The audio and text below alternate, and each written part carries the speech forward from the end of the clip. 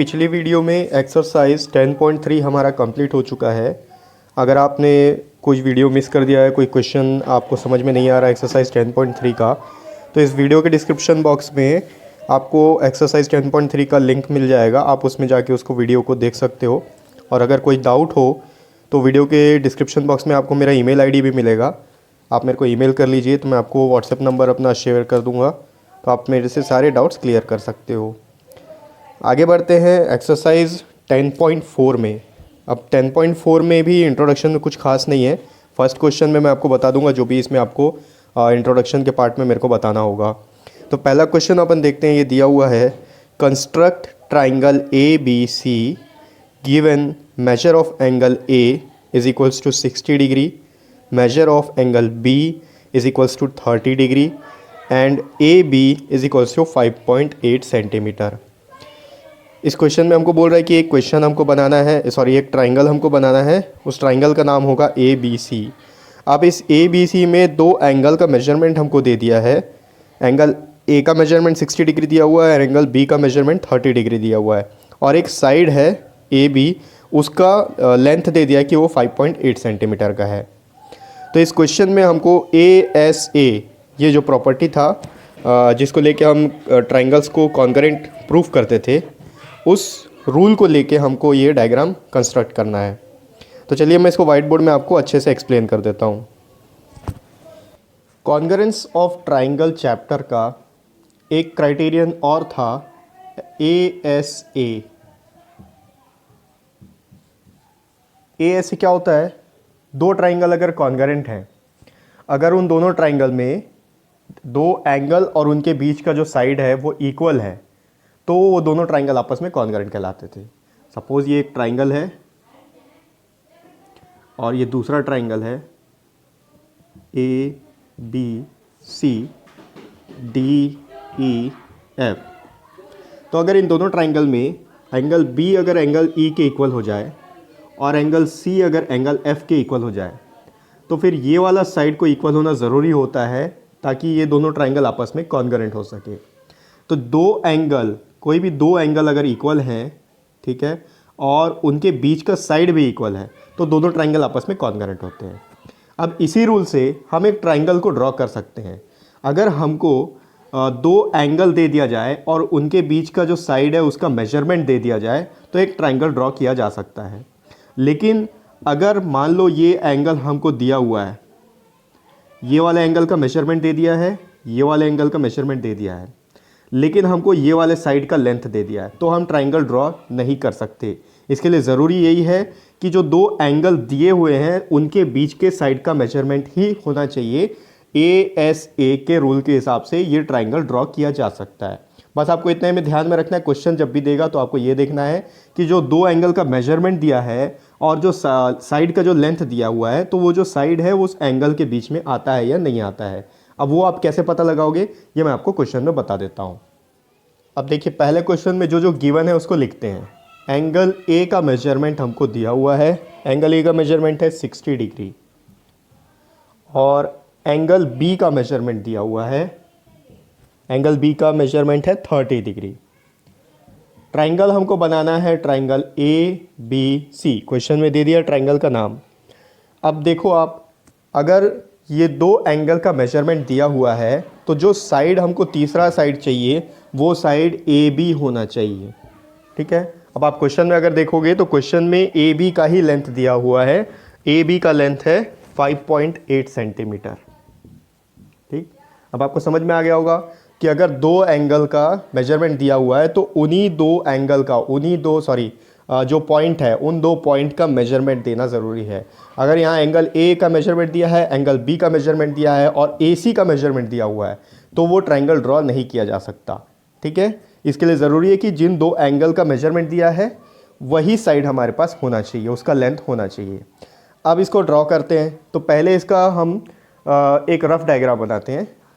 हमको पता है ट्राइंगल ए बी सी बनाना है। एंगल ए 60 डिग्री का है, तो ये सपोज 60 डिग्री का एक मेजरमेंट हो गया।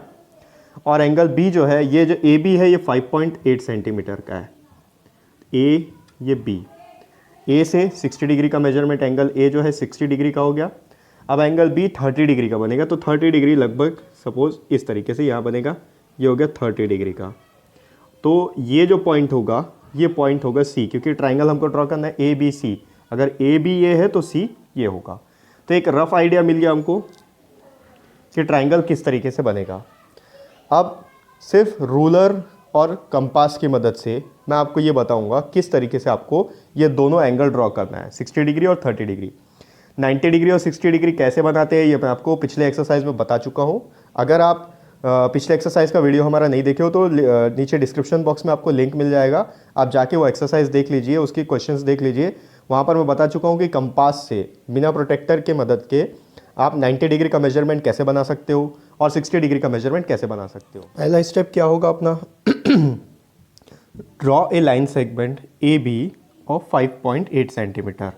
तो यहाँ पर एक लाइन सेगमेंट सपोज ये ड्रॉ कर लिए, ये 5.8 सेंटीमीटर का हो गया, इसका नाम होगा ए बी।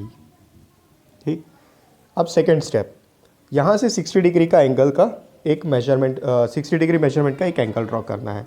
तो क्या करेंगे आप, इसके अपने राउंडर में पेंसिल को फंसाओगे, किसी भी एक रेडियस से यहाँ से एक आर्क इस तरीके से ड्रॉ करोगे। ठीक है, तो ये एक आर्क ऐसा ड्रॉ हो गया। ठीक, अब उसी मेजरमेंट से क्या करोगे, वही रेडियस रहेगा और इस पॉइंट पे आप अपने राउंडर को प्लेस करोगे और इस आर्क को ऐसे काटोगे। तो सपोज ये यहाँ पर कट होगा ऐसा।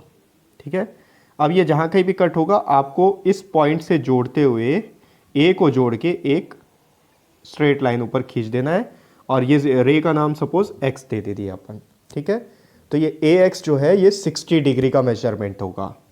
ये मैं आपको पिछले एक्सरसाइज में भी बता चुका हूँ कि 60 डिग्री का मेजरमेंट कैसे बनाते हैं। अब आप देखो 60 डिग्री का मेजरमेंट अगर ये है तो हमको एंगल बी ड्रॉ करना है 30 डिग्री, तो 60 का आधा 30 होता है। तो यहाँ पर कैसे करेंगे हम, 30 डिग्री के लिए एंगल बी में हम अपना राउंडर को प्लेस करेंगे, कोई भी एक रेडियस से एक आर्क पहले ड्रॉ करेंगे। तो इस तरीके का ये यहाँ पर आर्क ड्रॉ हो गया। आप क्या करोगे, यहाँ पर ये जो 60 डिग्री का आप मेजरमेंट देख रहे हो, ठीक है, इसी तरीके से यहाँ पर पहले प्रेस करोगे, जो ये रेडियस था आपका उसी रेडियस से इस पॉइंट पे रख के पहले एक आर्क कट करोगे। सपोज ये आर्क यहाँ पर कट हो गया। ठीक है, अब ये आर्क कट हो गया यहाँ पर, ध्यान से देखो। अब आपको क्या करना है, अपने राउंडर से इसको मेजर करना है, इस पॉइंट से इस पॉइंट तक। इस तरीके से आप मेजर करोगे इन दोनों पॉइंट को, राउंडर से आप मेजर कर लोगे। ठीक है, उतना ही ओपन कर लेना आपको पेंसिल फंसा के, यहाँ पर रख के एक यहाँ पर आर्क ड्रॉ करना है। ठीक है, उसी मेजरमेंट से यहाँ पर रखोगे, एक आर्क ड्रॉ करोगे। तो ये सपोज यहाँ पर एक आर्क ड्रॉ हो गया, सेम मेजरमेंट। ठीक है, इन दोनों के बीच का जो मेजरमेंट है, अब यहाँ पर रख के इस आर्क को आप कट करोगे तो ये आर्क इस तरीके से कट जाएगा, ये इस तरीके से कटेगा। ठीक है, अब ये 60 डिग्री हो जाता तो इसका जो हाफ होगा ये 30 डिग्री होगा। तो आपको क्या करना है, इस पॉइंट से बी को जोड़ते हुए एक लाइन इस तरीके से ड्रॉ कर देना है। तो यहाँ पर अब आप इसको सपोज वाई नाम दे दो। ठीक है, तो यहाँ ये जो पॉइंट ऑफ इंटरसेक्शन है, इस पॉइंट ऑफ इंटरसेक्शन को नाम दे दोगे, सॉरी ए बी दे चुके, इसका नाम है सी। ठीक है, तो ये हमारा डायग्राम बन गया ए बी सी। ठीक, स्टेप्स आपको कैसे लिखना है, सिंपल जो आप कर रहे हो वही लिखना है। पहले आपने A B line segment draw किया 5.8 सेंटीमीटर का। दूसरे में आपको ये सब लिखने की ज़रूरत नहीं है, ड्रॉ एन आर्क कट इतना वो सब लिखने की ज़रूरत नहीं, आप सिंपल लिख सकते हो draw an angle of measurement 60 degree from point A. ठीक, और उसके बाद लिखोगे draw an angle of 30 degree, क्योंकि बी का मेजरमेंट 30 डिग्री है। Draw an angle of measurement 30 degree from point B. फिर उसके बाद यहाँ जो लाइन, दोनों लाइन जहाँ पर इंटरसेक्ट हो रहे हैं, ठीक है, label the point of intersection C. ठीक है, दोनों के लाइन का जो इंटरसेक्शन है उसको नाम आपको सी दे देना है। तो ये हमारा जो रिक्वायर्ड ट्राइंगल है ए बी सी वो ड्रॉ हो गया। तो ये हो गया एक्सरसाइज 10.4 का फर्स्ट क्वेश्चन।